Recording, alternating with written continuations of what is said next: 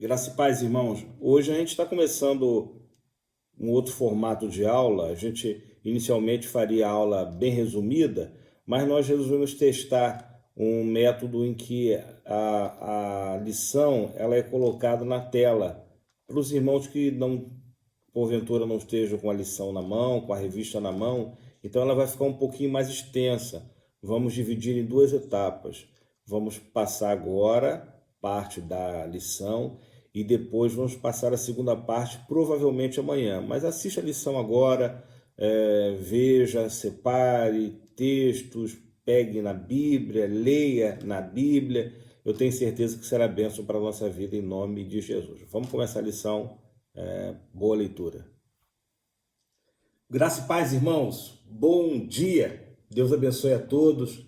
Deus possa estar abençoando o seu lar, e tudo que você estiver fazendo, que venha prosperar. Hoje, mais uma lição, segunda vez que a gente faz esse tipo de aula, gravando a aula, preparando a aula anteriormente. Creio que Deus vai nos abençoar, creio que o Senhor vai atingir os nossos corações de maneira poderosa. Vamos orar. Senhor Deus, nós te agradecemos, queremos te louvar por estarmos aqui. Muito obrigado. Abre agora a nossa mente, nos dá entendimento, faça-nos aprender, reconhecendo que o Teu Espírito Santo vai nos orientar, nos ajudar e fazer aquilo que for necessário para que possamos estar diante de Ti, apresentando o nosso melhor naquilo que for necessário para o crescimento da Tua obra, em nome de Jesus. Amém. E a lição hoje, ela é a lição mais importante, porque nenhum tema pode ser superior a esse.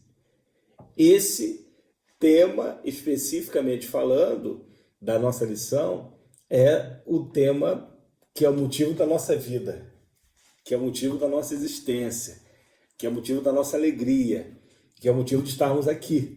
E é sobre Jesus Cristo, o nosso Senhor, o nosso Salvador, aquele que vive e reina para todo sempre. Então, é com muita alegria que a gente vai falar um pouquinho de Cristo, um pouquinho de Jesus, o Cristo, né? Jesus o Cristo ou Jesus o Salvador ungido. Então, a gente vai falar um pouquinho sobre essa lição, nesses poucos minutos que nós temos, mas eu quero convidar você com a sua lição na mão a acompanhar a gente aqui, que é exatamente a lição 12. Jesus, o homem perfeito. Cristo é perfeito em tudo, tudo que ele faz é perfeito, tudo que ele cria é perfeito. E a lição vai falar sobre a divindade de Cristo do ponto de vista humano. Cristo habitou entre nós. Cristo abriu mão de toda a sua glória, todo o seu esplendor e veio habitar essa terra conosco por um determinado período para nos redimir de todo o pecado, de toda a maldição, de tudo que estava preparado para destruir a nossa vida. E Cristo vem, se faz como um de nós, sente frio, sente fome e dá a sua própria vida para que hoje eu estivesse aqui com você, falando dele em liberdade para servi-lo. Não somos obrigados a servir a Deus, ninguém é obrigado, mas Cristo nos deu essa opção. Ninguém é obrigado a servir a Deus.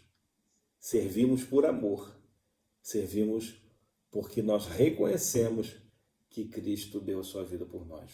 Então vamos aqui na lição, lá em Lucas capítulo 2, versículo 52. Ele fala assim, ó, e crescia Jesus em sabedoria e em estatura e em graça para com Deus e os homens.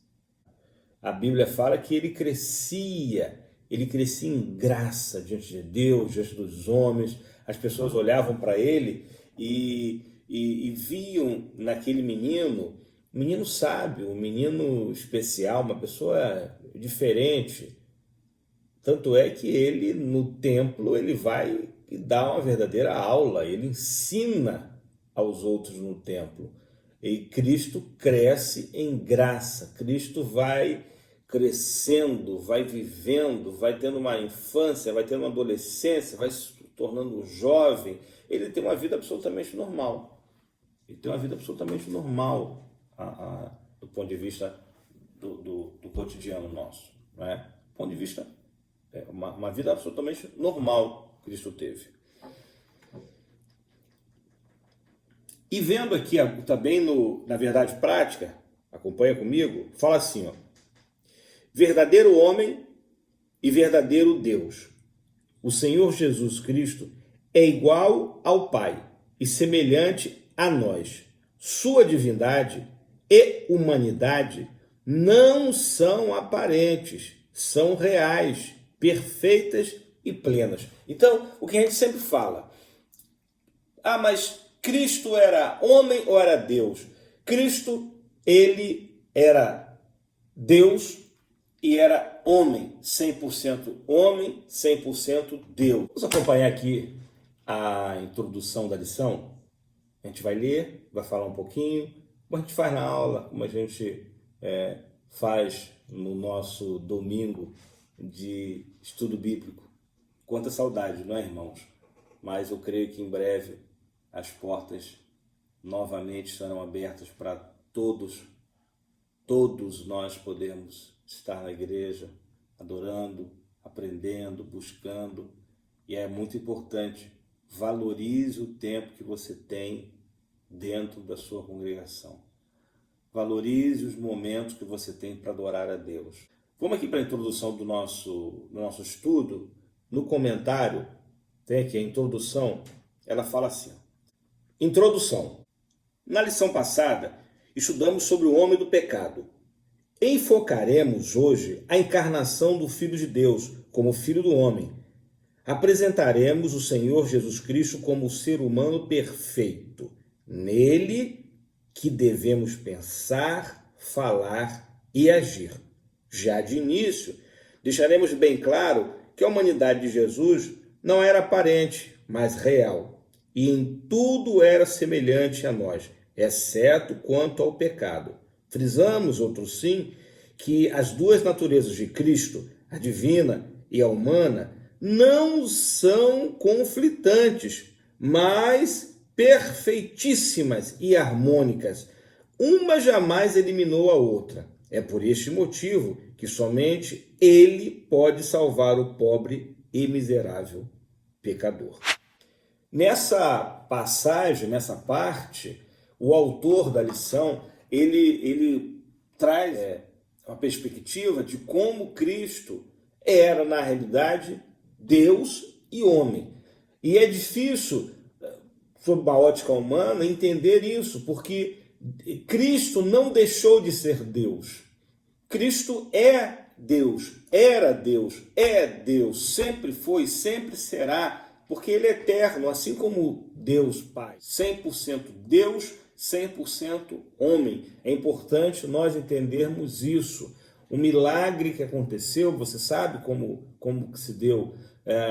Cristo foi concebido pelo Espírito Santo, por obra e graça do Espírito Santo, e teve um nascimento normal, cresceu como uma criança normal, foi um jovem, ele teve uma vida em que ele trabalhou, em que ele aprendeu, como uma pessoa comum.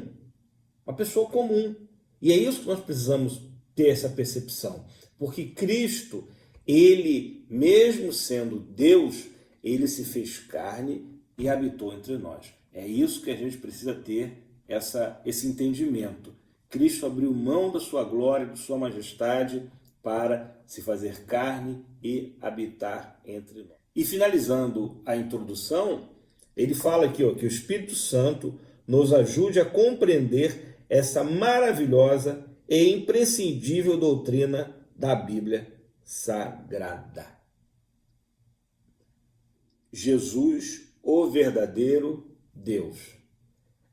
A humanidade, ela busca deuses para si. A humanidade cria totens, a humanidade cria imagens. O homem tem uma necessidade de buscar para si seres que sejam superiores a ele. Algumas pessoas buscam se reencontrar. O grande dilema humano é saber para onde nós vamos. E mais ainda, qual é a origem da humanidade? Qual é a origem do universo? As pessoas tentam descobrir, as pessoas tentam encontrar explicação para o universo, para os planetas, as estrelas, e não encontram, porque enquanto a busca for motivada por preceitos ou conceitos meramente humanos e científicos, nós não teremos uma explicação clara, real, porque nós sabemos que quem criou todas as coisas foi Deus. Nós sabemos que quem gerou tudo foi Deus. E por mais que o homem encontre as consequências daquilo que criou, o homem jamais poderá explicar quem criou. Essa é a grande questão. Então, Jesus é Deus. Jesus é Deus. Ele é o único e verdadeiro Deus. E esse tópico fala disso aqui. Vamos ler um pouquinho? Professamos que o Senhor Jesus era e é perfeitamente humano e perfeitamente divino. Ele não era meio homem nem meio Deus, mas totalmente homem e totalmente Deus. Neste tópico, enfocaremos sua divindade. 1. Sua eternidade como Pai. O Senhor Jesus, como unigênito de Deus, não somente é eterno, como também é Pai da própria eternidade. E Isaías fala, no versículo 6 do capítulo 9, quando ele fala do advento do Messias, não é? Isaías, o profeta messiânico, ele fala, inclusive fala os nomes: Deus forte, conselheiro, maravilhoso, Pai da eternidade, príncipe da paz. Ora, como alguém vai ser Pai da eternidade como um ser meramente humano? Como alguém vai ser um Deus forte? Então, Isaías ele já descreve quem seria esse que viria. Quem seria esse que estaria habitando entre nós? Interessante que os judeus confundiram muito o Messias. A questão é que os judeus achavam que quando o Messias chegasse, seria aquele que iria libertá-los, mas libertá-los não das angústias da alma, não do pecado. Os judeus esperavam um líder que os libertasse da opressão de Roma, que os libertasse de uma vida de provações, de lamúrias, de problemas mil que eles tinham. Então, quando ouve-se falar de um Messias que pregava paz, que pregava amor, e quando as pessoas começaram a ir para cima dele, ele vai e fala: opa, meu reino não é desse mundo,